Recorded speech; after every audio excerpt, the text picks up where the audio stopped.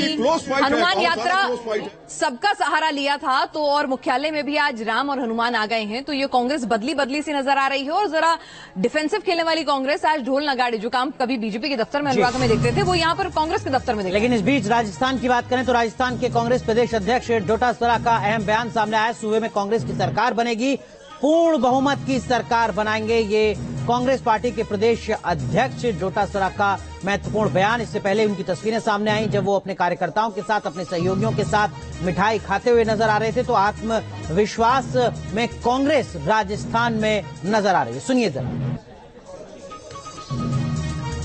लोगों में एक पूरा विश्वास जगा है कि 5 साल जो कांग्रेस की सरकार ने काम किया है, सबको साथ लेकर के किया है, तो निश्चित रूप से दोबारा यही सरकार बननी चाहिए। क्योंकि 8 से 13 में अच्छी योजनाएं थी, लेकिन सरकार नहीं बनी तो वो रुक गई थी। इसलिए अब की बार राजस्थान के जागरूक मतदाताओं ने कहा कि हम सरकार रिपीट करेंगे, हम रिवाज को तोड़ेंगे और सरकार दोबारा से कंटिन्यू कांग्रेस की बनाएंगे।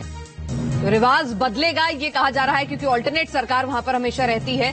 गौर चलिए, रंजना भी हमारे साथ जुड़ी हुई है। रंजना, रिवाज बदलने की बात कर रहे हैं राजस्थान में कांग्रेस के अध्यक्ष। हालांकि 60 मिनट में स्थितियां जो हैं और ज्यादा क्लियर होनी शुरू हो जाएंगी, लेकिन ग्राउंड जीरो पर आप मौजूद हैं, खुद आप राजस्थान की रहने वाली हैं, आपकी भी लोगों से बातचीत हुई होगी। राज बदलेगा या रिवाज बदलेगा? Good morning Pinaz. देखिए पिनाज, राजस्थानी जो होते हैं ना, वो अपनी बात बहुत बेबाकी से रखने के लिए मशहूर हैं, और शायद यही वोटिंग परसेंटेज में इस बार हमने देखा। हालांकि कल रात को मैं ऐसे ही बाहर सड़कों पर निकली, कुछ लोगों से मैंने बात किया, जो मैं भी ऑन स्क्रीन नहीं बताऊंगी।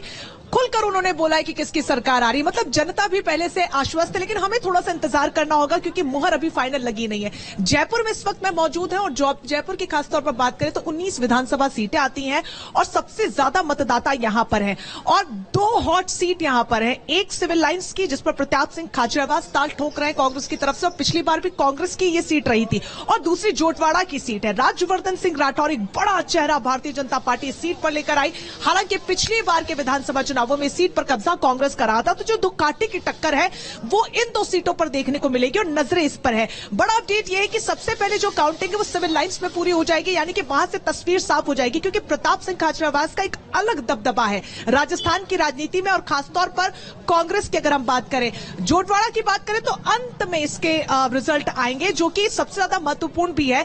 20 से 22 राउंड की यहां पर काउंटिंग होनी है, और यहां पर पता चलेगा कि राज्यवर्धन सिंह, जो बड़ा चेहरा भारतीय जनता पार्टी जिस पर दाव खेल रही थी, क्योंकि इस बार कई मंत्रियों को मैदान में उतारा गया, ये एक बड़ा दाव भारतीय जनता पार्टी की तरफ से रहा।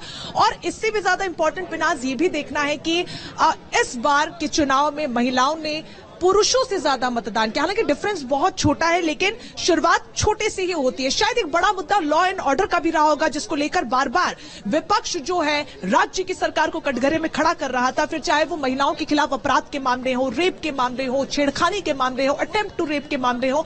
ऐसे कई आंकड़े हैं जिसमें राजस्थान सरकार को वक्त दर वक्त गिरा गया है, लेकिन महिलाओं ने जो वोटिंग की है इस बात पर पूरी तरीके से तस्वीर को साफ कर देगी कि कौन कितने पानी में है। क्या राजस्थान सरकार के साथ है प्रदेश की महिलाएं, और सारी बातों को झुठला दिया जाएगा, या फिर जो विपक्ष आरोप लगा रहा है उसमें पूरी लॉ एंड ऑर्डर या सस्ता सिलेंडर और एक से जो सबसे ज्यादा जी और तेलंगाना से राजकिरण बेनराग जोड़ बिल्कुल योजनाएं जो है, देखिए मैं वही बात करती हूं आप जी रंजना कंप्लीट करें। जी